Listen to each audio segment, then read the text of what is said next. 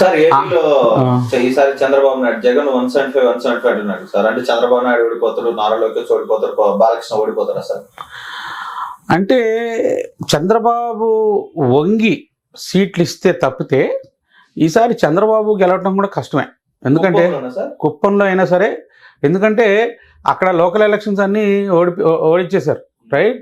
So YSRCP enter అయిపోయింది. So పొత్తు కనుక లేకపోతే చంద్రబాబు గెలవడం కూడా కష్టమే. హిందూపురంలో నేను బాలకృష్ణ గురించి చెప్పలేను, కానీ కుప్పంలో మాత్రం చంద్రబాబు ఓడిపోతాడు డెఫినెట్గా. ఈసారి 3 సీట్లు కూడా రావు, చాలా కష్టం. 3 సీట్లు వస్తే చాలా ఎక్కువ ఈసారి టీడీపీకి ఆంధ్రాలో, వితౌట్ బీజేపీ జనసేన సపోర్ట్ 3 సీట్లు కూడా రావు. సో బూత్ తాపితం అయిపోయే పరిస్థితి ఉంది. కాబట్టే బీజేపీ పెట్టిన కండిషన్స్ ఒప్పుకోవాలా వద్దా అని చెప్పని ముందు నుయ్యి వెనకగోయి పరిస్థితి చంద్రబాబు పరిస్థితి. అందరికంటే హీనమైన పరిస్థితి చంద్రబాబు పరిస్థితి. పొత్తుకు ఒప్పుకున్నా బీజేపీ చిప్ప చేతుల్లోకి వెళ్ళిపోతుంది. ఒప్పుకోకపోతే మొత్తానికే పోయిద్ది. ఇప్పుడు పెళ్ళడానికి కొడుకు ఏం సమాధానం చెప్పాలా అనేది పెద్ద సమస్యగా ఏర్పడింది మన చంద్రబాబు గారికి. సో యాంటీ ఇన్కంబెన్సీ ఉన్నా కూడా పరిస్థితి ఆ యాంటీ ఇన్కంబెన్సీ పోయి పవన్ కళ్యాణ్ చేతిలో పడే అవకాశాలు ఎక్కువ కనపడతా ఉన్నాయి. ఎందుకంటే అందరూ పవన్ కళ్యాణ్ సపోర్ట్ చేస్తూ ఉన్నారు. చంద్రబాబుకి మాత్రం ఈసారి చీఫ్ మినిస్టర్ అయ్యే ముందు ఫస్ట్ పవన్ కళ్యాణ్ చేసి చీఫ్ మినిస్టర్, తర్వాత 3 సంవత్సరాలు చీఫ్ మినిస్టర్ చంద్రబాబు. కాబట్టి పవన్ కళ్యాణ్ పరిస్థితి బాగా ఉంది. ఇంకా ఇదే లాస్ట్, పొత్తులోకి పోతే కూడా చీఫ్ మినిస్టర్ అయ్యే పరిస్థితి చంద్రబాబుకి ఇదే లాస్ట్ ఆపర్చునిటీ. ఇంకా తర్వాత చిన్నబాబు వస్తాడు. ఆ చిన్నబాబుని ఎవరు కారు.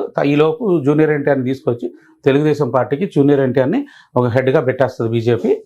సో ఫ్యూచర్లో Andhra Pradesh politics complete turn around అయ్యే అవకాశాలు ఎక్కువగా కనబడుతున్నాయి. సో తెలుగుదేశం పార్టీ ఆంధ్రప్రదేశ్లో ఫైనల్గా బీజేపీతో అమాల్గమేట్ అయిపోతుంది బై హుక్ ఆర్ క్రూక్. తెలంగాణలో టీఆర్ఎస్ పార్టీ ఫైనల్గా బీజేపీలోకి అమాల్గమేట్ అయిపోతుంది. సో ఈ 2 పార్టీలకి మనుగడ కష్టం. ఫైనల్గా ఈవెన్చువల్గా జగన్ పరిస్థితులు రీత్యా కాంగ్రెస్ తోటి లేటర్గా, అంటే ఇంకొక 10 సంవత్సరాల తర్వాత కాంగ్రెస్ తోటి వెళ్ళిపోవాల్సి వచ్చే అవకాశం ఉంటుంది. కానీ చంద్రబాబుకి మాత్రం వేరే ఆప్షన్ లేదు. జగన్కి ఆప్షన్స్ ఉంటాయి, కానీ చంద్రబాబు మాత్రం. వెంకయ్యనాయుడు గారు కూడా ఉపరాష్ట్రపతి కొన్ని సంచలన వ్యాఖ్యలు అయితే చేశారు కదా సార్. చంద్రబాబు నాయుడు గారు పార్టీ ఎన్డీఏ కూటమి నుండి వెళ్ళేటప్పుడు కూడా మీరు చంద్రబాబు నాయుడు అసలు ఎందుకు సార్ చంద్రబాబు నాయుడుకి ఎందుకు అలా మాట్లాడాల్సి వచ్చిందని అంటే, చంద్రబాబు ఏమనుకున్నాడంటే, చంద్రబాబు చేసిన పని మీకు మిస్టేక్స్. అతను ఏమనుకున్నాడంటే, ఈ పోలవరం ప్రాజెక్టు ఫస్ట్ మన 2014లో గెలిచినప్పుడు అది జాతీయ ప్రాజెక్ట్ కింద చేసిన తర్వాత సెంట్రల్ గవర్నమెంట్ ఇంకా ఎక్కువ రెస్పాన్సిబిలిటీ తీసుకోవాలి అని చెప్పనంటే మొత్తం కన్స్ట్రక్షన్ రెస్పాన్సిబిలిటీ మొత్తం సెంటర్ తీసుకుంది. అది యాక్చువల్గా సెంటరే బిల్డ్ చేయాలి పోలవరం ప్రాజెక్టు. అంటే గడ్కరీ చేతులు, రోడ్స్ అండ్ బిల్డింగ్స్, ఇక ఇన్ఫ్రాస్ట్రక్చర్ అంతా కూడా గడ్కరీ కింద జరగాల్సి ఉంది.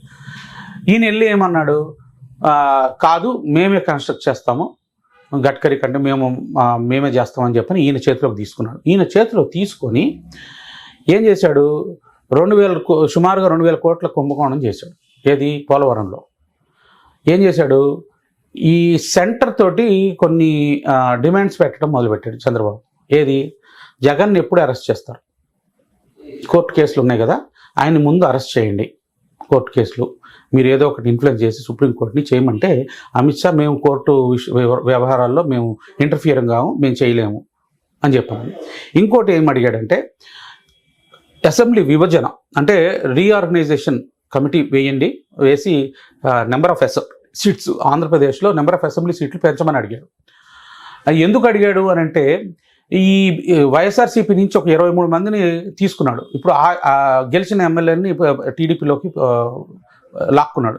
సో ఈ 23 కాన్స్టిట్యున్సీలో బీజేపీ క్యాండిడేట్ ఏమైపోవాలి. సో అదే నెంబర్ ఆఫ్ కాన్స్టిట్యున్సీస్ పెరిగితే వాళ్ళని కూడా అకామిడేట్ చేసుకోవడానికి కుదురుతుంది. కాబట్టి నాకు నెంబర్ ఆఫ్ సీట్లు పెంచమని గట్టిగా అడిగాడు. అడిగితే అమిత్ షా దానికి ఒప్పుకోలేదు. ఏంటంటే, మేము అన్నీ కూడా తర్వాత లేటర్ 2024 ఎలక్షన్స్ తర్వాత జరుగుతుంది మొత్తం nation wide. Number of constituencies పెంచడం కానీ రీడ్రాయింగ్ ద బౌండరీస్ అవంతా మేము ఇప్పుడు చేయమని చెప్పని అన్నారు. ఇది కాకుండా బీజేపీ వాళ్ళు ఒక డిమాండ్ పెట్టారు చంద్రబాబుకి. ఎప్పుడు 2017 ఆ టైం ఫ్రేమ్లో, నువ్వు అసెంబ్లీ సీట్లన్నీ నువ్వు తీసుకో, ఎంపీ సీట్లు మాకు ఇమ్మన్నారు. అంటే మాకు సెంటర్లో మాకు కావాలి కాబట్టి మీరు ఎంపీ సీట్లు మేము పోటీ చేస్తాం, అసెంబ్లీ సీట్లు మొత్తం నువ్వు పోటీ చేయి అంటే వాళ్ళ యొక్క తాత్పర్యం ఏంటంటే ప్రతి కాన్స్టిట్యుయెన్సీలో ఆంధ్రప్రదేశ్ మొత్తం కూడా బీజేపీ జెండా తిరగాలి. సో ఎంపీ సీట్లు వాళ్ళు తీసుకుంటే, ఎందుకంటే 2 ఎలక్షన్స్ ఒకటేసారి జరుగుతాయి కాబట్టి టీడీపీ జెండాతో పాటు బీజేపీ జెండా కూడా జరుగుతుంది. అంటే ప్రజలకి బీజేపీ జెండా, బీజేపీ గుర్తు అలవాటు పడాలి. సో అట్లా అడిగితే చంద్రబాబు దానికి విభిన్నంగా ఏం చేశాడంటే కొన్ని అవకతవకలు చేసి వాటిని కప్పిపుచ్చుకోవడానికి కూడా ప్రయత్నం జరిగింది. ఎట్లా అంటే ఈ పోలవరం ప్రాజెక్టు నుంచి దొంగ కంపెనీలు, ఆ పెండియాల శ్రీనివాసరెడ్డి, ఇప్పుడు ఈ స్కిల్ డెవలప్మెంట్ కేసుల్లో వీటిలో ఇరుక్కున్న అతను ఎవరైతే ఉన్నారో ఆయన త్రూనే కొన్ని వందల కంపెనీలు పెట్టించి దొంగ అడ్రస్లు ఇవన్నీ పెట్టి 2 కోట్ల కంటే తక్కువ పనులు జరిగినట్టుగా ఇన్వాయిస్లు క్రియేట్ చేసి అక్కడ లోకల్ సైట్ ఇంజనీర్ తోటి పని అయిపోయింది అని చెప్పని సంతకాలు తీసేసుకొని స్టేట్ గవర్నమెంట్ ఆ డబ్బులు రిలీజ్ చేసేసింది. ఎవరికి? పెండియాల శ్రీనివాస్ కంపెనీలకి 2 కోట్ల కంటే తక్కువ. ఎందుకు 2 కోట్ల కంటే తక్కువ అంటే 2 కోట్ల కంటే తక్కువ ఉన్న టర్నోవర్ ఉన్న కంపెనీకి జిఎస్టీ ఫైల్ చేయాల్సిన అవసరం ఉండదు. జిఎస్టీ ఫైల్ చేస్తే మొత్తం అంతా ట్రాక్ కనపడుతుంది అనమాట, ఎక్కడి నుంచి ఎట్లా వస్తుంది అని. సో జిఎస్టీ ఫైల్ చేయకుండా పనిపోతుందండి. 2 కోట్ల కంటే తక్కువ బిల్స్ పెట్టి వర్క్స్ కండక్ట్ చేసినట్టుగా దొంగ డాక్యుమెంట్స్ అని సృష్టించి ఆ డబ్బులు తీసుకొని సింగపూర్కి వైర్ ట్రాన్స్ఫర్ చేస్తున్నట్టు ఈ కంపెనీల నుంచి. అక్కడి నుంచి ఇంకో కంపెనీలకి ఆ డబ్బులు వైర్ ట్రాన్స్ఫర్ చేసి, మరి ఏ విధంగా ట్రాన్స్ఫర్ చేస్తారో నాకు డీటెయిల్ తెలియదు, కానీ అక్కడి నుంచి ఆ అకౌంట్లో నుంచి క్యాష్ విత్డ్రా చేశారు అని చెప్పని. అంటే అంత అమౌంట్ అంటే సుమారుగా 2,000 కోట్లు క్యాష్ విత్డ్రా చేసిన రికార్డ్స్ ఎలక్ట్రానికల్గా దొరికిపోయాడు. ఎవరు? చంద్రబాబు. ఇది ఎట్లా దొరికాడు? ఢిల్లీలో కాంగ్రెస్ కార్యాలయం మీద ఈడీ ఒకసారి రైడ్ చేసింది. రైడ్ చేస్తే 3,500 కోట్ల చిట్టా దొరికింది. ఈ క్యాష్ ఎక్కడ వచ్చింది? అది ఎప్పుడు? అక్కడ లాస్ట్ టైం అంటే 2018లో అసెంబ్లీ ఎలక్షన్స్ జరిగినప్పుడు నార్త్ ఇండియాలో ఎక్కడ మన రాజస్థాన్, మధ్యప్రదేశ్, ఛత్తీస్గఢ్, తర్వాత ఇక్కడ జరిగిన ఎలక్షన్స్ సమయంలో వాళ్ళకి 3,500 కోట్లు పుట్టినట్టుగా రికార్డు దొరికింది ఈడీకి.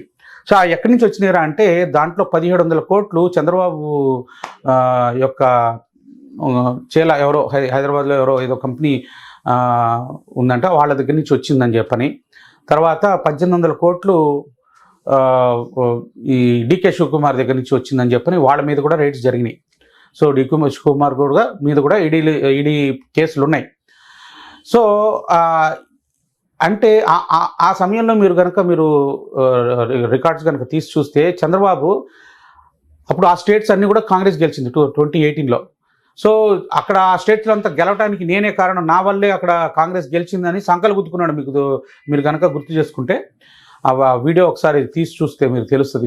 నా వల్లే గెలిచిందని చెప్పని నార్త్ ఇండియా, కర్ణాటకలో నా వల్ల గెలిచిందంటే అక్కడ తెలుగు ప్రజలను చేసావంటానికి, ఇన్ఫ్లుయెన్స్ చేసావంటానికి ఓకే, కానీ నార్త్ ఇండియాలో నీకేం ఇన్ఫ్లుయెన్స్ ఉంది అని చెప్పని చాలా మంది సెటైర్లు కూడా వేశారు.